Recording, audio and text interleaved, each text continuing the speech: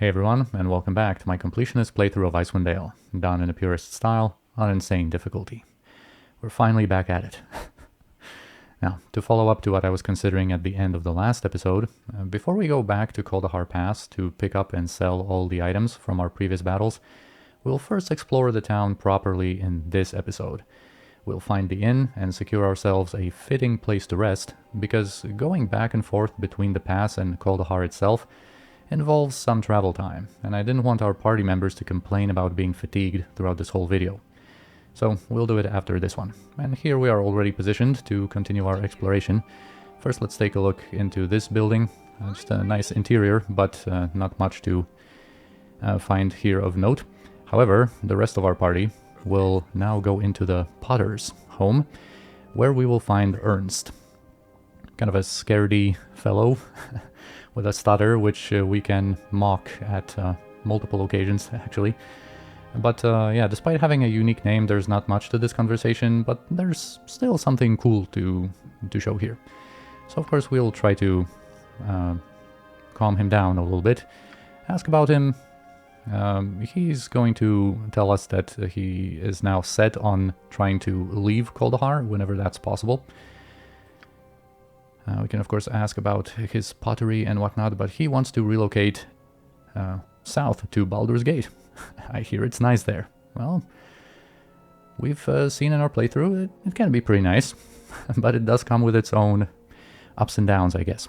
Now when it comes to the disturbances, he's going to once again talk about the monsters being everywhere, weather turning against us. Nobody knows why, not even Arundel. And here comes the most interesting part of his dialogue, really, that unfortunately we don't have access to because we have heard of Arundel before. If we hadn't, we would have been able to pose a follow-up question here about him. And Urnst actually describes him as the last of the old druids of Kaldahar. Really interesting notion, and it's just a shame that you can't just ask about him regardless. But yeah, this is basically all that we can explore here. And I guess his home serves as a means to find Myrek later on, because as you can see he relocates here to stand near the sign after that Yeti encounter we've had in the eastern part of town. But now let's make our way to the root cellar, the tavern. But before we step inside there, let us take a little detour and explore this beautiful interior. Just look how great this house looks. Don't you just want to sit in this armchair in front of the cozy fireplace and just chill?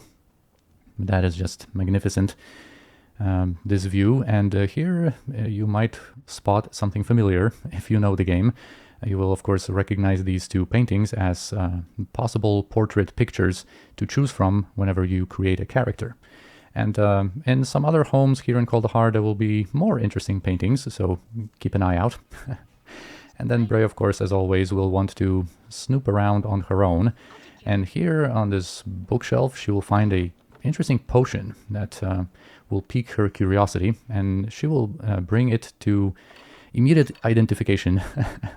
She will ask Iris about it, and Iris will explain that this brew is known as Mummy's Tea, and it mostly serves to cure diseases.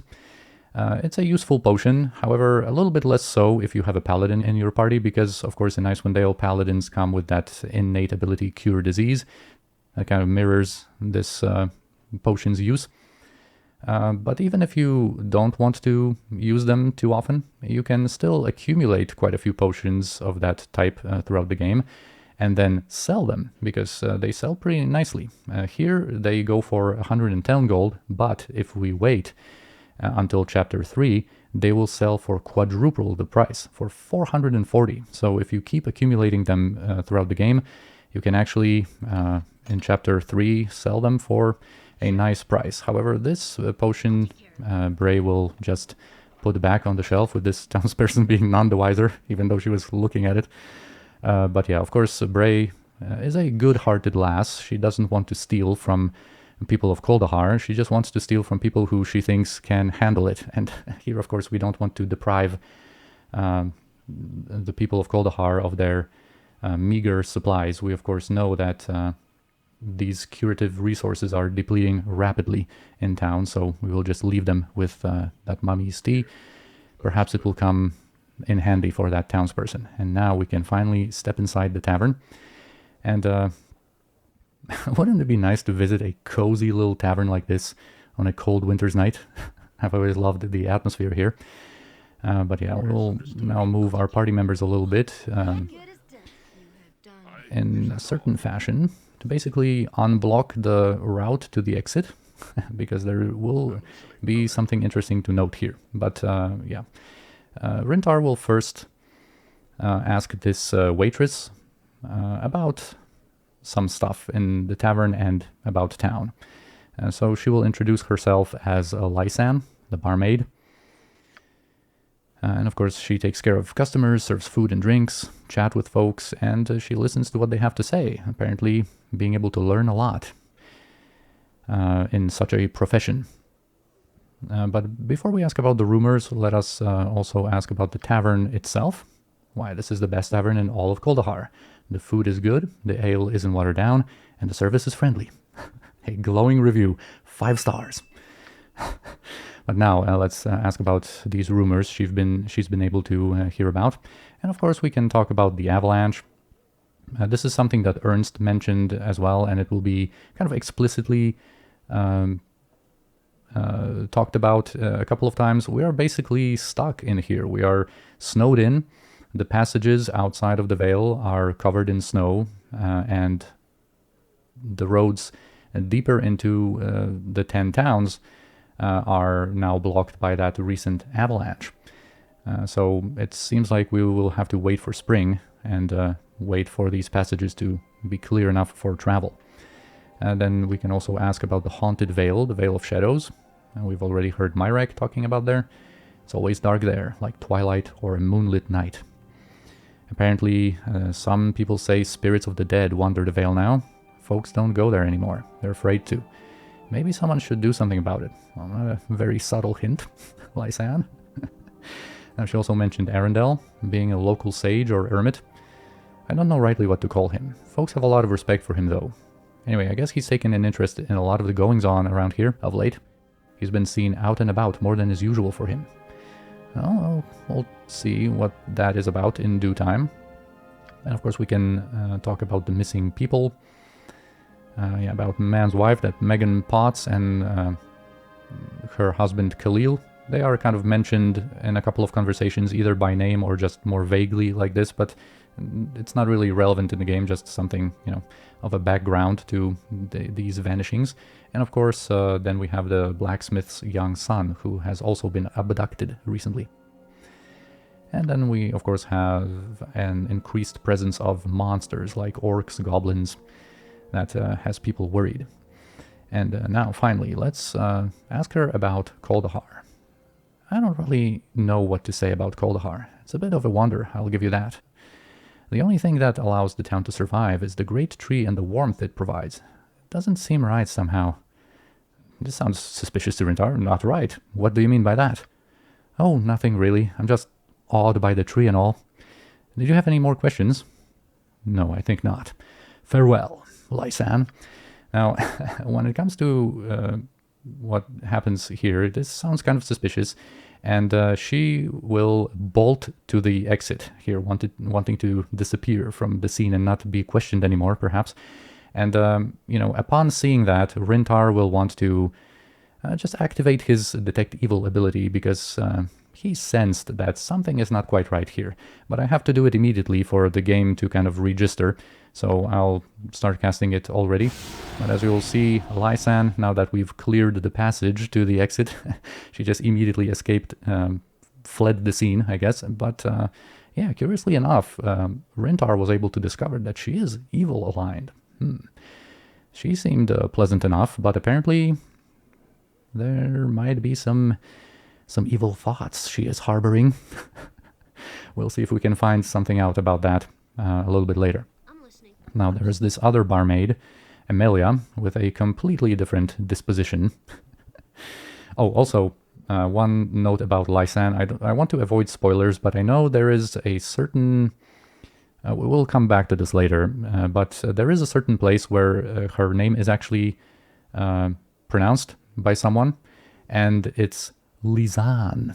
But I've always preferred Lysan, and I'm way too stuck in my ways, I guess, to convert to that other pronunciation. I think Lysan is way better.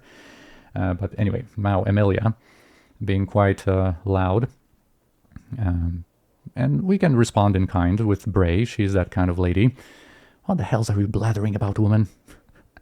She's going to be surprised to see new faces in Kaldahar with this whole situation we know about. We can explain that we are part of the expedition from East Haven. Well, we should all be blessed then, our bone-carving neighbors trudging through the drifts to make sure we're all right. What's East Haven worried about us for? Of course, we can explain what the purpose of the expedition was and what kind of troubles we have encountered along the way already. Yeah, and she says that they've had their share of raiders before, but this year's been worse than any other I can recall. How so? And of course, there are goblins raiding the place, and folks going missing, and she directs us once again to Arundel. If his beard's any sign, he's got a lot of knowing to his ears. You can, okay, you know where we can find him. We can also ask about a meal. If it's a meal you're after, tell that filthy goateed wine spider squatting behind the bar to stop drinking the stock and fire up the oven. She'll have an interesting description of everybody we basically attempt to speak to her about. And when it comes to renting a room for the night, apparently they don't have any rooms, but that pug-nosed knee-high at the Evening Shade Aldwin has some rooms for let, if you're interested. Better hope you have enough coin, though. I doubt a pile of gold would be enough for that copper-clenching mole. And here, since we are talking with a halfling, we are going to have an additional unique halfling response. This one, number 2. 1 and 3 are standard for everybody who conducts this conversation. But I'm like, interestingly enough, I will not use this unique conversation. I usually do. But they will, of course, lead to the same place in the conversation. And I like this one. Like the fact that she speaks badly about a certain halfling doesn't mean any of these kind of insinuations that she has something against halflings in general. So hardly a recommendation. I take it you don't care for this halfling much. It's nothing to do with him being half a man. If so, then most of Kaldahar would be guilty. It's his manner. That ill-mannered excuse for a gunny sack came into ownership of that inn recently, and it's a queer thing how he did, too. How so? Well, the previous innkeeper, Aiden, is one of the folks who've gone missing of late. Thing is, he's one of the only ones that seems to know he was going missing, because he left a claim on who to pass the inn onto in case he needed to be put to sleep with a shovel. Then, barely a day after he's gone, Aldwin shows up like a winter wolf out of the fresh fallen snow, with the claim in his paws and sets up shop pretty as you please. And here, since we are talking with a thief, we will have this unique response, which I am going to use. Of course, here, you know, the responses we can give Aldwin a benefit of the doubt. We can be, you know, just kind of opportunistic here in this response that, you know, things just happen. But the thief can put his own unique, or her own unique spin on the whole situation.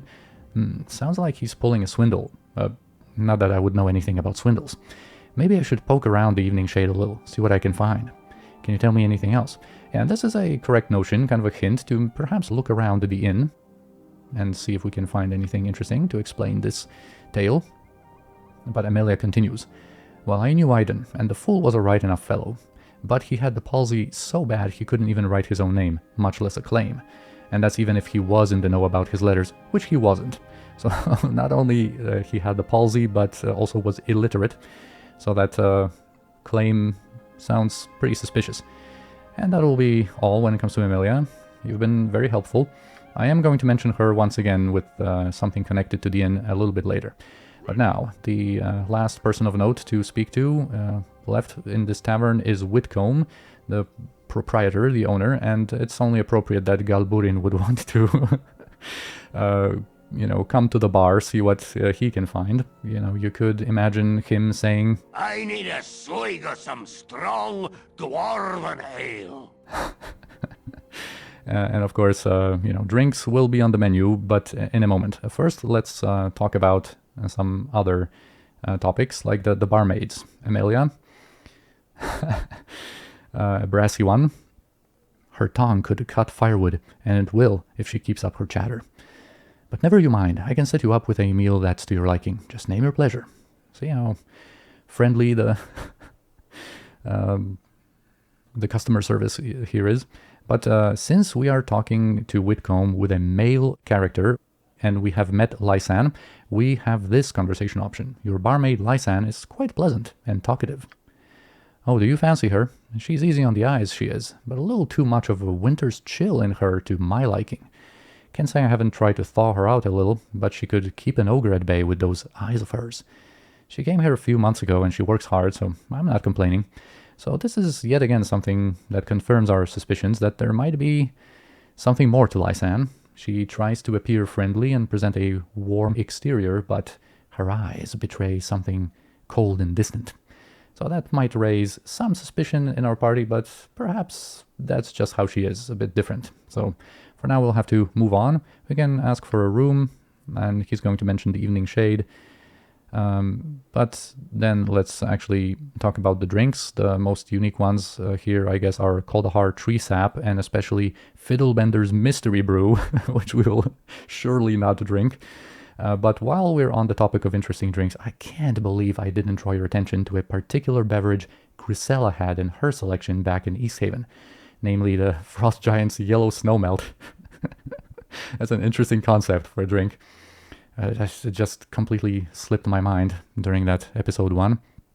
But here for Galburin, maybe let's order him some Luskan Stout this time. That should be up to his fancy. And here are these rumors that we can overhear in the tavern. There's actually, you can pretty much always encounter this type of thing during the conversations with the townspeople and whatnot, but sometimes you have to progress the main story for those to appear. But anyway, apparently the Vale of Shadows here is not a place for the living. But yes, this is all that we can get out of the root cellar for now. And here let's maybe teleport our party here to be a little bit quicker to explore this path. Now we've heard from a lot of sources about the inn and Aldwin, so let's actually finally secure ourselves a place to rest and investigate what is really up with Aldwin and his suspicious ownership of this inn. Here, this will be a really nice interior. Now here we can spot another interesting painting. Here you might recognize that picture of Kuldahar, that drawing. Very nice artwork, and it is pretty prominent here in the inn, being in 2 places at least. But yeah, here I think Galburin will step up to Aldwin to conduct this conversation, and before we get to it, let's talk about Aldwin himself, because he is that traveling halfling merchant we heard about back in East Haven, when talking to a townsperson with a halfling party member. And it was also said that due to the heavy snows, he's probably holed up in Kuldahar now, and obviously the right suspicion. And he wasn't mentioned by name in that conversation, but the story fits perfectly, and the global variable used in that dialogue is named Halfling Aldwin, so that of course leaves no further doubts about the identity of that caravan merchant. And here in Kuldahar we've heard about him being an unfriendly fellow, and it will turn out to be an apt description. His unpleasant demeanor will be immediately on display, and I will conduct this conversation with Galburin for a certain purpose, and I will do it in such a way to give us the most lines out of Aldwin, and the conversation will also make sense in that way. So yeah, he's going to be pretty unfriendly, not a very welcoming host here, telling us to show some coin, or I'll show you the door. So yeah, we can say that we are looking for a room. Are any free? Yeah, we got a little space left. But I don't want to hear any haggling over the prices, you hear? This is the only inn in town, so don't even be thinking you'll find a better deal anywhere else. There will be something to say about his prices, too, in a moment. But now, of course, we've heard about him, but these 2 conversation options lead to different places. So actually, to get the most out of it, we are going to have to go with this one. Who are you? I'm Aldwin, and maybe the winter winds have frozen your ears. Do you want a room or not? And yeah, this line and our response to it is dictated by what kind of race our conversationalist is. All of the shorty races, gnomes, halflings, and dwarves, share this one where he says that the winter winds have frozen our ears, and we are going to have this response that is very fitting to Galburin, not being in the mood to quarrel with this guy. But if you're speaking to him with one of the tall races, he says something about like having your head way up there don't make you hear so good, and then there's also a good response. Something along the lines of, yeah, my head is up here, but my fist can swing down just fine. But yeah, Galburin will respond with this one. I'd watch your tongue, innkeeper. I'm not in the mood to quarrel with you. That's so. Well then, I got no time to sit here and bandy threats with you. Either state your business or get out of my inn. And take your stink from the road with you. So yeah, let's say this then. So this is your inn? Yeah. Why? Someone in town saying different? And then we can of course relate the tale of Emilia, saying that he apparently bought this inn in suspicious circumstances. Amelia, that dried-up serving wench with the voice like a harpy? Yeah, I know her, and she's right. I did buy the place from Iden, and I'm beginning to see why the old dodger wanted to sell this inn and vanish right quick. Well, he stuck me with this haul, and not much business to be had. Winter's choked off all the passes, so that means no caravans and no business. While Iden got buried in a snowdrift or was used as a chew bone by an ogre, I guess. Anyway, the claim's mine, so I got to make do. Iden wrote the claim to you? Yeah, written in pen and ink, legally binding, every I dotted, every T crossed for any fool to see. Well, Iden had palsy, but you knew that, right? So if this claim was written to you, of course, assuming that Iden knew how to write, which he didn't, then the script would hardly be as perfectly written as you say. Yeah, well, all Iden must have had someone write it for him then, because everything looks in order to me. It's not unheard of to have others write claims for you. Yeah, ever heard of lawyers? All I know is the claim's mine. Now, do you want a room or not? If not, then get out. Alright, and now when we check his prices, you'll see that they are quite exorbitant. He actually charges triple of what normally these rooms would go for. So, for example, Noble at his establishment costs 15 gold instead of 5. So he seems to be quite greedy. He wants to squeeze all the money he can out of this place. But now, after having this conversation, kind of being taken aback by his abrasive manner and the suspicious and aggressive reaction to our questions, Rhyntar will once again rely on his detect evil to sense something out. So he will kind of use it discreetly and confirm that Aldwin is indeed evil aligned.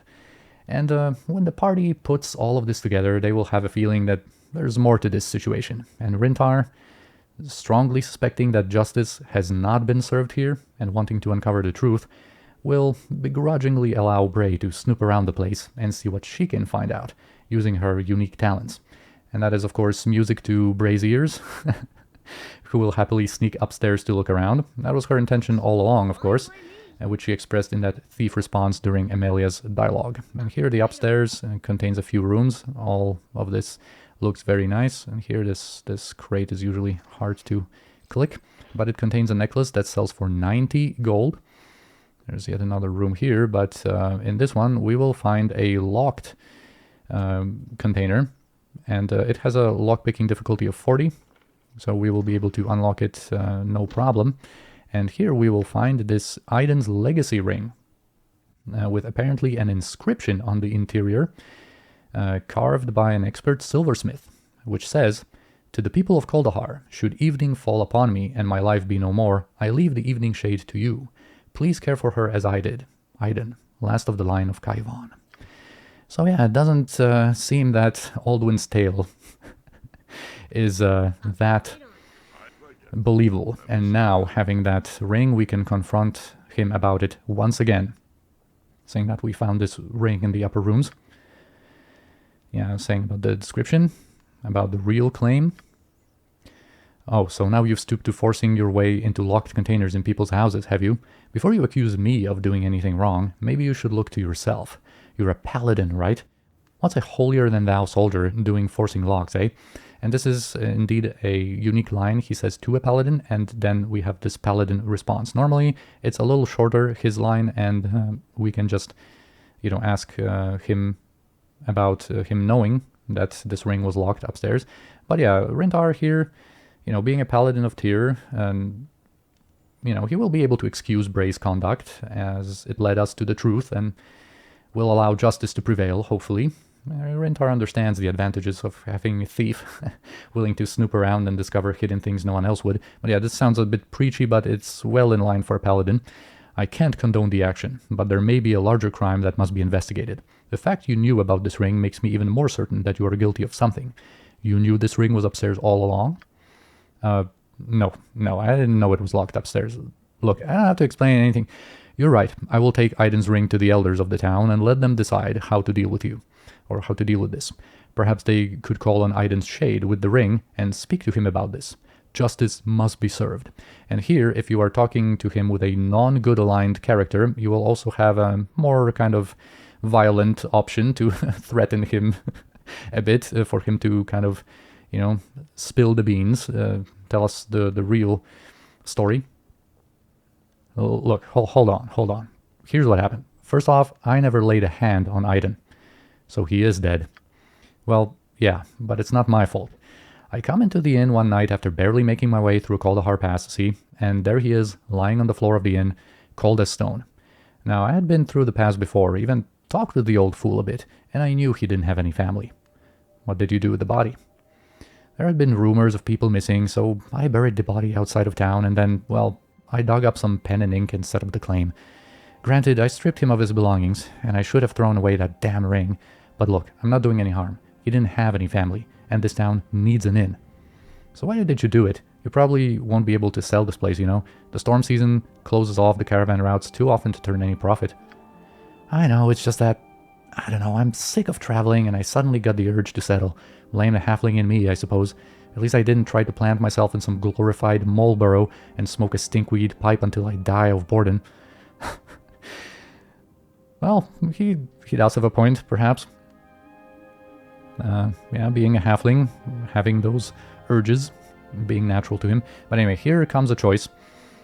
We can be righteous and pursue this good option, which we will, of course. Rhyntar could think of nothing else but to say this. But there is this kind of a blackmail-y option that we could also engage in, which I will elaborate in a moment. It gives kind of the same reward when it comes to experience, but then it will allow us to rent his rooms for free. Actually, in his selection, he would only have a noble room for 0 gold. So we'll talk about this a little bit more soon. But now, as for Rhyntar, he will respond with, "While it's good you didn't hurt Aiden, you shouldn't have hid the body and falsified the claim. There were people here that probably knew him and cared for him, and they would have liked to have paid their respects. Besides, as Aiden Ring states, the inn belongs to Kaldahar, not you. What you did was wrong." Yeah, well, before you start getting any more preachy on me, it seems that you need to stop your habit of breaking and entering. That stinks of a thief, and by my reckoning, that puts us at about the same level. Not even close. Not even close. Nonetheless, I want you to speak to the town elders and let them know what you've done.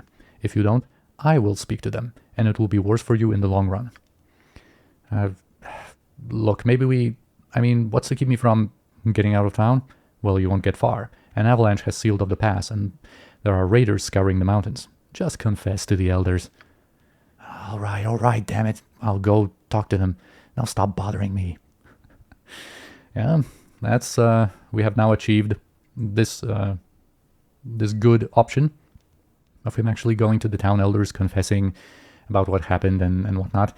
And no matter which option we choose, either this one or the blackmail, there is a follow-up that I will explore immediately. This kind of works better, I guess, in role-playing terms if you kind of go out of the inn for a while and then come back a while later. But yeah, let's present this follow-up immediately.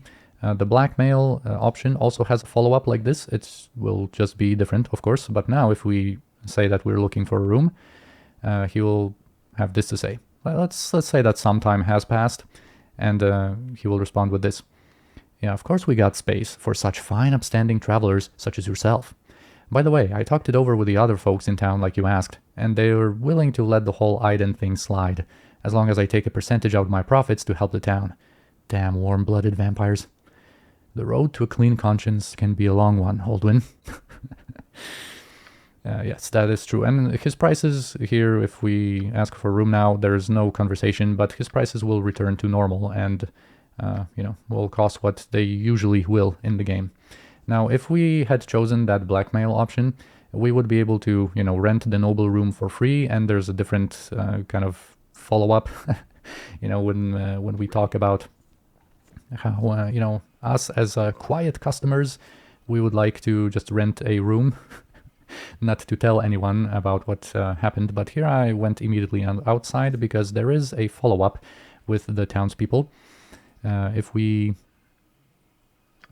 once again explain what's up, and we ask about town, and we ask about the inn now, there will actually be an update. I don't mean to tell tales, but from what I've heard, the current owner actually found the old owner dead in the inn, and he buried the body in secret and tried to forge a claim to the inn. Very shady stuff, but he did come clean to the elders, a guilty conscience, I suppose. In any event, the evening shades all there is for travelers. Yeah, so there is an acknowledgement from the game about what happened. Yeah, rumors are already, some gossips are spreading, and there is also a follow-up with Amelia. If we asked Amelia now about, well, maybe let's do it, because there's a different follow-up when it comes to both of these outcomes. So now if we ask about the room for the night, she's going to say the same thing, but now we can say that we had a talk with Aldwin, and he should be now a little bit more fair to his customers and this town from now on. And she will be still distrustful and kind of suspicious of like all the parts of that tale, but that's really cool that there's a follow-up here. And also, if you choose that blackmail option, it's just the thing we can say is a little different, but everything else remains the same. And also, of course, we got a big bunch of experience, over 3,000, as a result of which Rhyntar was able to level up, and there's no point in delaying this level up. I'm a little afraid of it again, but this will be a huge level up for Rhyntar going into level 3, because besides the standard increases to his HP, his Thaco, and his lay on hands, his saving throws will also improve. He will get a proficiency point, and as a paladin in Icewind Dale, he shall now become immune to fear by attaining divine courage. And also, one more thing that's not explicitly stated is that, well, we can't see the Smite Evil. I'll just show a screenshot of its description, but Smite Evil will now also upgrade its damage from 1d6 to 2d6, as it adds another 1d6 every 3 levels. But yeah, now of course when it comes to his hit points from 1 to 10, let's see what it's going to be. Here we see the proficiency point, the saving throws, and alright, not a tragic amount, 4, but could have been better, could have been much better. But, well, we'll have to work with what we've got here. And as I've explained in the introductory video about his development, now that we have this proficiency point, we will put it into Flails and Morningstar, completing his specialization in this weapon category. And now he will be able to wield that Morningstar we have for him. And now we can continue our exploration, I guess.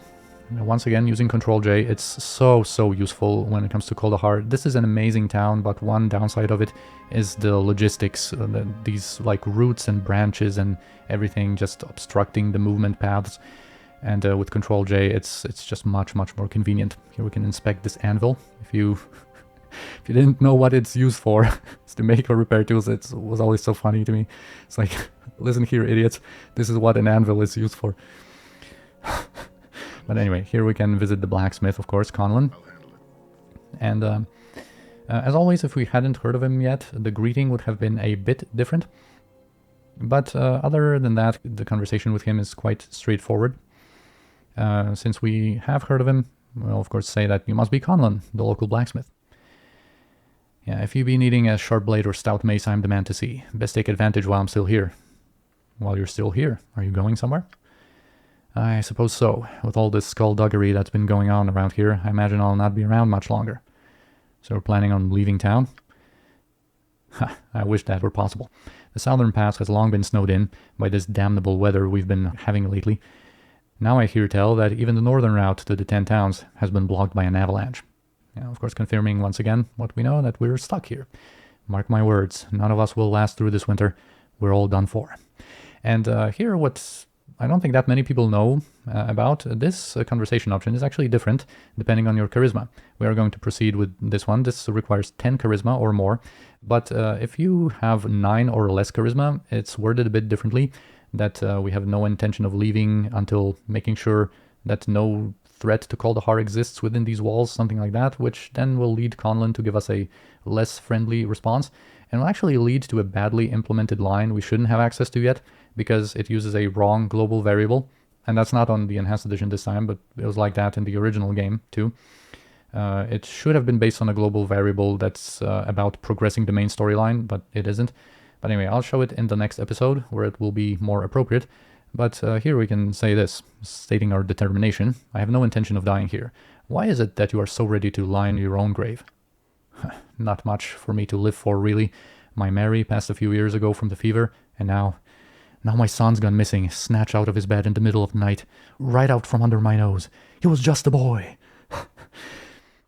Of course, it's understandably difficult on Conlan. I'm sorry, Conlan. Any idea who or what took him? If I knew that, do you think I'd be standing around here, pounding at metal? He just vanished, I tell you. Gone without a trace. Even old Arundel couldn't find a trail, and he's got a nose for such things. I imagine whatever took him will come back for me next. I can't say it will be unwelcome. And here, once again, there's this situation where if we hadn't heard of Arundel yet, we would be able to ask about him here, and Conlan would describe him as the town's elder, the closest thing they have to a leader, also confirming Arundel's ability to communicate with animals. So this is a bit of a shame that if you've already heard about who Arundel is, you can't really inquire more, and you miss out on all of those cool descriptions about him. But yeah, here we can say that he has our sympathy. Perhaps you can show me what blades you have, so I might arm myself against the likes of the rogues that abducted your son. You know, of course, we've heard about his son Sheemish being kidnapped, and there will be more to it in due time. But now when it comes to inspecting his selection, it's a standard kind of blacksmithing affair here with armors, shields, weapons, and then we go into a few more unique items. A few items, but it's mostly weapons again, and some of them I mentioned in my introductory video about some of them being great, some being overpriced or unimpressive. Well, and there's also this ammo belt that we will get later. But of course, there's tons of different options to look through, and I thought that I think a good idea will be to look at some of their cool descriptions and stories, so that like every time we visit Conlan's establishment, maybe we can check one or two of them out. And for our first perusal here, I would like to draw your attention first to this Blade of Baal for a couple of reasons. First off, game mechanics. First of all, it's a broadsword, or should I say broadsword. The broadsword. Broadsword. The best thing about Icewind Dale is the broadsword. The broadsword. But anyway, it is a tiny subcategory. Using the longsword proficiency, those are basically longswords with the bastard sword base damage of 2d4. So dealing from 2 to 8 damage instead of 1 to 8. 1d8 damage that is normal to the longsword. It's just a little bit of flavor, I guess. There's 5 of these broadswords in total in the game. The 4 others, when they are in their unidentified state, they will actually say that they're a broadsword, not a longsword, but they, you know, just are a tiny part of this longsword proficiency. And when it comes to their base damage, they're usually 2d4, but one of them is like a completely different damage affair. So we'll speak about it, of course, when it becomes relevant. But I also wanted to inspect this story because it will have quite a few references to what we already know, or to what will be relevant as we go through the game.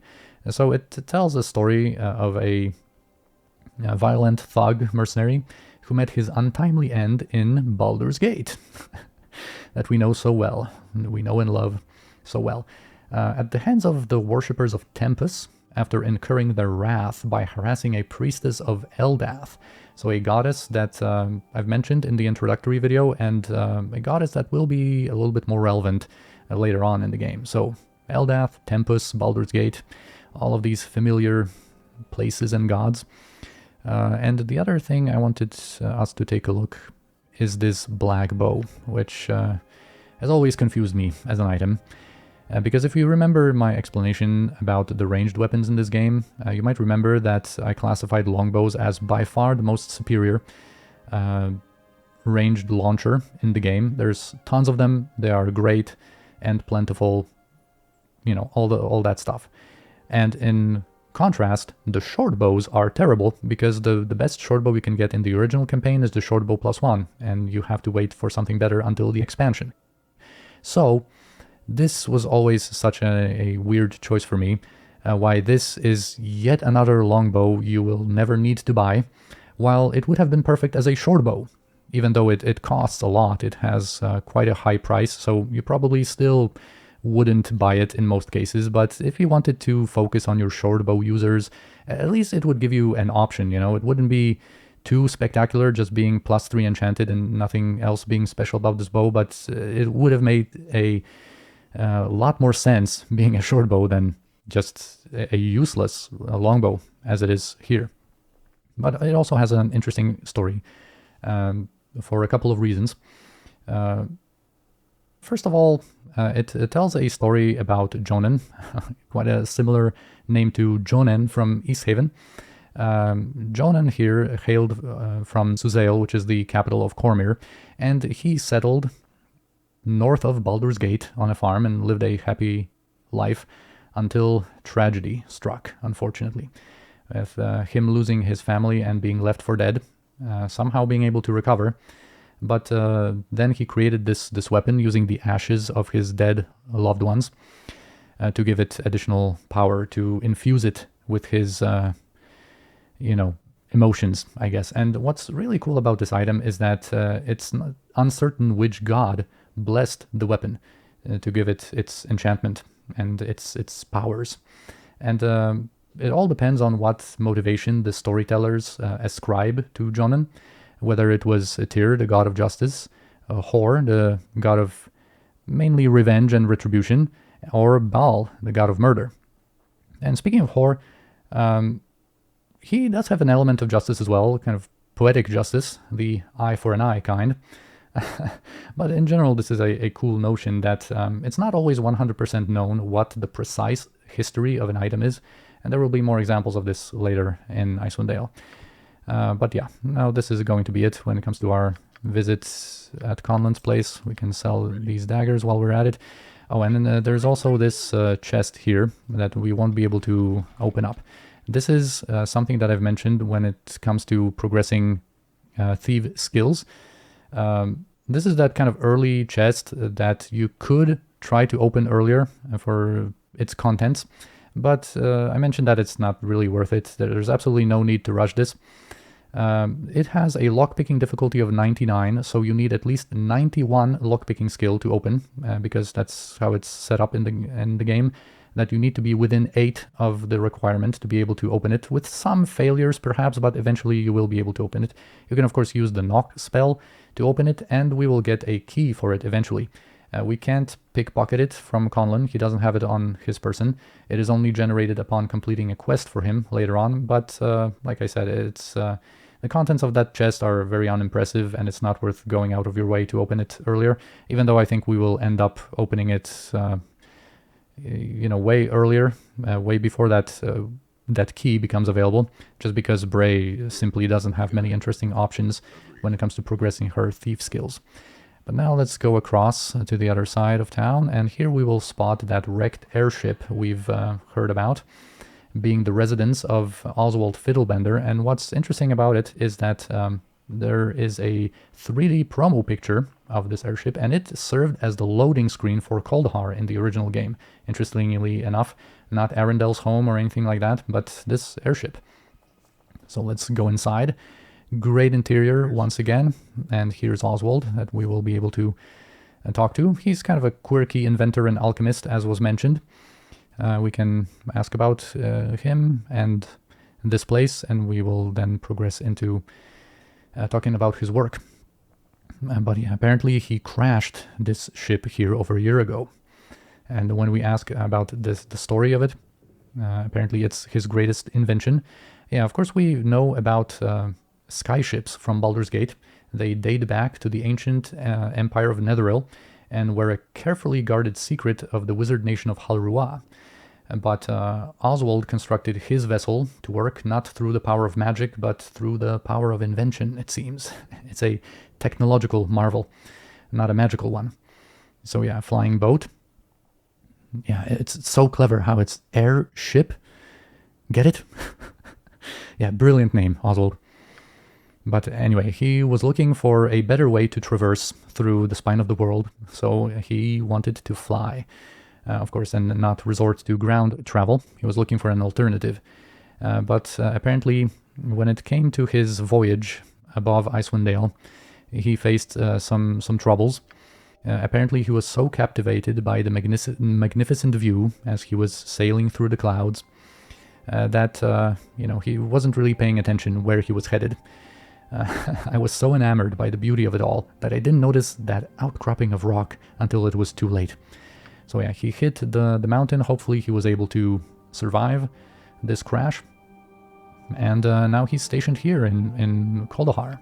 And he describes himself as an inventor. We are mostly going to use him as a potion shop, but there is more to him, especially with the weapon upgrade mod installed. So we will also be able to explore his inventor side. And when we look at his potions, he will say that actually the farmers from the area donated a few cows to serve as test subjects. And we can be quite suspicious about that, but of course Oswald would never hurt these animals. In fact, I've come to think of them as my friends. Besides, without my help, they would all freeze to death. So yeah, he was able to invent potions that apparently allow the cattle to survive in these harsh environments. But yeah, of course, for the right price, he will have a lot of potions for us to use as well. He has a decent selection that we will make use of in time. But yes, for now that's going to be it. There's an alternative exit from his airship, which brings us to this cow that we can actually converse with. But the only statement it provides is this single moo. That's it's up to your interpretation as to what it really means. But yeah, now we can leave and now teleport ourselves back to where we began our exploration of Kuldahar, and now we can explore this path uphill. And eventually we will reach the Tower of Orrick the Grey that we've heard about. And now that we have Kuldahar more or less explored, can take a look at the map.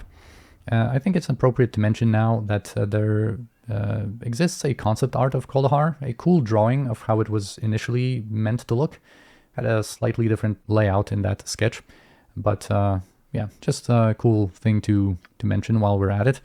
But now let's step inside. And first we'll meet Orrick's servant, a goblin. Quite uncommon for him to employ such a race as his employee, I guess. But yeah, I think the townsperson mentioned that choice of a servant. And here we will conduct this conversation with Bray. It will make the most sense. And of course I will do it as usual in a way that will give us the most lines out of him and will also allow us to kind of open up some options to at least discuss. So this hostile dialogue route here kind of fits Bray as the hot-headed lass that she is, especially considering our party's violent interactions with goblins thus far. Creatures that didn't really want to talk, aside from that one more eloquent goblin marshal, who also displayed a nasty, uncaring attitude with no remorse for the atrocities he committed, so wasn't much better. But yeah, we'll go that route for a bit, because it will, give us those more lines. It can eventually end up in a fight. Yeah, of course, he's a goblin. He must be put down as an evil creature. But yeah, as you can see, Weenog here is not like other goblins at all, and there will be no need for it to end up in a fight. But there is a reason to go all the way here and try to put him out of his misery. because he carries a scroll of magic missile that unfortunately cannot be pickpocketed. However, killing him to obtain that scroll, which of course we won't, can be done without suffering any real consequences if you wanted. Orrick won't even be that annoyed about it. He'll just accept it and move on, no reprimand, nothing. And that topic doesn't even come up on subsequent conversations with him. It's only his first greeting that is modified if Weenock is dead. So later on he won't even acknowledge that. It's of such low meaning to him, I guess. But yeah, all right, we'll let him live, of course. And now, of course, we've heard about Orrick being his master, so of course, we apparently will hold our cloaks tightly. Orrick apparently is a great wizard, and Weenock serves the master, so one day he can be a great wizard too. And we can actually mock that notion. It involves some conversation options now, and also on subsequent conversations, but this time the Enhanced Edition doesn't implement certain global variables correctly, and in the Enhanced Edition that's actually not possible. But if you mock his desires to become a wizard one day, on subsequent conversation you can be mean to him again, which of course we wouldn't have done anyway, but yeah, we will just wish to speak to Orrick. So he's in his study through the door. And now finally let us meet the last notable person. And we will have a few of our party members conduct a conversation with Orrick, as it will make more sense that way, I think. So yeah, it's been a long time since Orrick had guests. And we're just exploring, of course. We wanted to have a look around. He will state that his study isn't much of an attraction, but I don't know, I would argue that it's really cool again, and there's probably a lot of cool stuff to expect. But yeah, we can of course ask him about the disturbances, and he will respond with this: "Ah yes, the disturbances. I'm afraid I can't be of much help to you there. I rarely leave this tower for any reason, you see. My studies prevent me from taking an active interest in the affairs of the people of Kuldahar. Their problems are no concern of mine." And he basically epitomizes the true neutral alignment, even though technically in the game files he's lawful neutral. He exemplifies the values of true neutral, in my opinion, being entirely focused on his life's work and not concerned about anything else. Kind of a good, believable example of that alignment, similar to Jermian from Baldur's Gate 2, who also didn't want to get involved in Imnisvale's troubles. Also, Orrick's nickname, the Grey, is another indication of his nature, of not being... or being neither good nor evil. But here, this conversation option gives us a slightly different response. It's, of course, slightly more hostile. This would be more appropriate for Bray to say, perhaps. But a more level-headed, stoic Rhyntar will just confront him with saying this: "But you live in Kuldahar. How can you not care what happens to the town and its people?" "I've had many homes. Kuldahar is not the first, and certainly won't be the last. It is unfortunate that these simple folk have been made to suffer so, but I have no desire to get involved. All that matters to me is my work." Also, if we had talked with Arundel about the balance, we would have a unique response there, to him not caring about the disturbances, asking, "What about the balance?" And he gives kind of a mean retort there about Arundel. I don't really like it much. It seems kind of out of character for him to be like that. It's just so aggressively kind of against Arundel, but it is something to mention. But yeah, Rhyntar is going to ask, "What is so important about your work, then?" "Everything. Knowledge is the one true source of power in this universe. Everything else is fleeting. I have spent years collecting these tomes and scrolls you see before you. They are my life's work. Contained within their passages are the clues that may one day unlock the mysteries of an ancient and nearly forgotten arcane lore." And, this will be enough for Rhyntar, but of course hearing about this arcane lore, these magical powers he wants to unlock, Nadimastra will quickly step up to ask more about that. "Nice study you have here. Mind if I ask, what is it you are studying?" And yes, he will respond with this: "My studies revolve around the arcane lore that deals specifically with the creation of mythals. A mythal is a powerful elven enchantment that is essentially a weave of protective magic that can be cast over a vast area. I've discovered numerous historical accounts of elven mages laying such mythals over an entire city. Interesting. Tell me more. The details of the accounts are vague at best. The mages of the old elven kingdoms vanished long ago, retreating to the safety and isolation of the Isle of Evermeet. It seems that all their written knowledge of mythal enchantment has vanished with them. For over a decade I have traveled the realms, searching for remnants of this forgotten lore. This is what brought me to Kuldahar. You think the answers you seek are here in Kuldahar? Not exactly. While exploring the fabled ruins of Myth Draenor, and they are indeed fabled, very well known in the lore, I came across an old tattered manuscript buried amid the rubble of an abandoned library. The manuscript made several references to an elven outpost located somewhere within the spine of the World Mountains. Naturally, I came here to find the settlement. Thus far, I've been unable to locate it. So yes, so if we come across any elven ruins, we'll be sure to let him know. This updates our journal, because this is something that will come into play much later. This will be on the back burner for a while yet. Yeah, if by some miracle you find this lost elven outpost and happen upon any materials regarding mythals, please deliver them to me here. I am willing to pay a handsome reward for such a service. All right, we'll remember that, and also remembering what Myrek told us about the pelts of different creatures and Orrick's enchantment skills. Asathi now will step up, being interested in crafting, potentially, some of these items, and we can ask about the Winter Wolf pelts that apparently can be sewn into a cloak with some cantrips. We could tap into the Winter Wolf's natural protections for the cloak to give, but it will cost 3,500 gold to make, and then of course we have to remember about our lost kind of unattained profits that we would normally have gotten for selling the pelts, because each of them of course is worth 250 gold, so that's 1,250 in total. So for all 5 of them and this commission, that's almost 5,000 gold that this cloak really costs. And believe you me, it is not worth at all. But we will try to make it relatively early, I guess, because, you know, even though it's not that great, the earlier we make the cloak, the more value we can get out of it, however insignificant it might be. But then, of course, there was also the matter of Yeti pelts that Orrick and Conlan could work on to create a type of hide armor.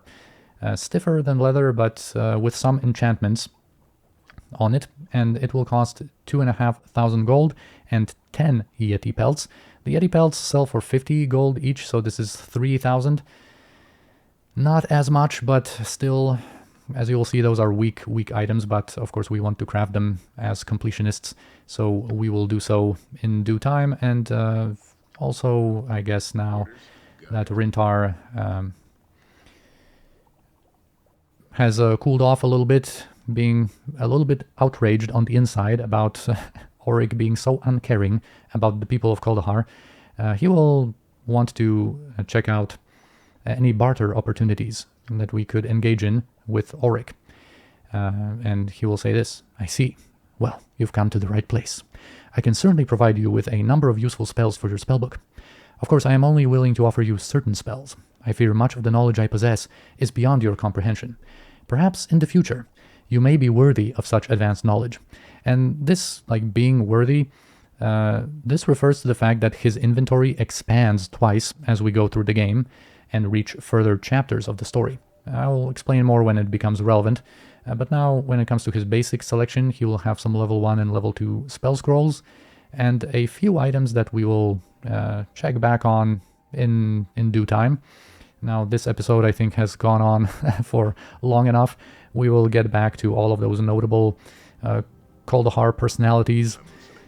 But, of course, the only one of that type who is left is Arendelle. And I guess, you know, of course, like I've said, I will now go back to Kuldahar Pass, I think, to retrieve all of the loot that is still there. I will sell it kind of in between episodes, and then next time we will get on with the main storyline and advance it finally. So for now, I thank you for watching, and I'll see you next time.